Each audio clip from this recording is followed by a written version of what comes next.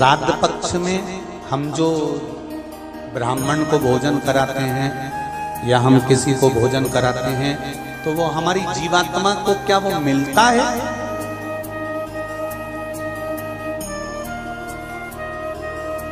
क्या विचार है भाई? अशोकनगर वालों बोलो जरा जल्दी से। प्रश्न भेजा है किसी ने। हम अगर किसी ब्राह्मण को भोजन करा रहे हैं, हम किसी को भोजन दे रहे हैं तो वो हमारी जीवात्मा को मिलता। 3 प्रश्न हैं और तीनों प्रश्न का उत्तर जरा देखिएगा, बड़ा ध्यान रखना। और जिसने प्रश्न करा है उत्तर प्रदेश से वो ध्यान से सुनना भाई। हमने ब्राह्मण को भोजन कराया, हमने संत को भोजन कराया, हमने गुरु जी को भोजन कराया तो वो मिलेगा। पहले तो ये अंदाजा करिए कि आप भोजन दादा ससुर के नाम से करा रहे हो तो दादा ससुर का नाम लेना पड़ेगा। बोलो सही है कि गलत है? गोत्र बोलना पड़ेगा। उसका कारण क्या होता है कि हमने पत्र लिखा और ये पत्र लिखकर हमने इसको मोड़कर हमने वो डाकघर के डब्बे में डाल दिया। हमने नाम लिखा, पता लिखा, पिन नंबर लिखा, एड्रेस पूरा लिखा, मोबाइल नंबर पूरा लिखा और हमने डब्बे में डाल दिया। अब पूरे अशोक नगर में चौराहे चौराहे पर ढेर सारे डाकघर के डब्बे लगे।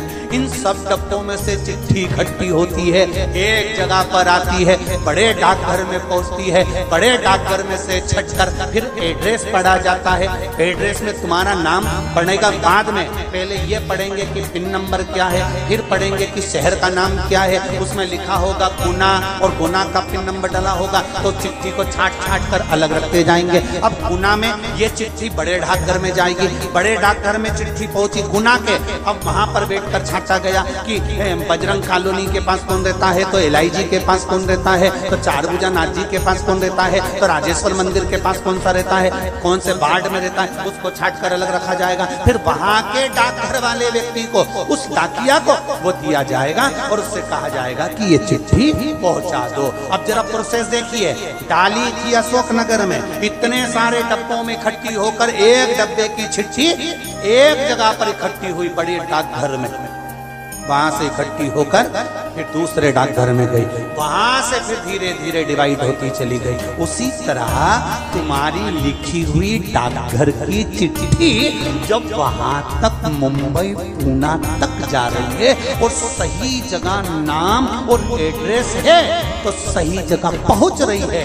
उसी तरह अगर श्राद्ध पक्ष में तुमने ब्राह्मण को भोजन कराया है, नाम और गोत्र लेकर कराया है तो वो उस तक पहुंचता ही है, ये निश्चित है, उस तक पहुंचेगा।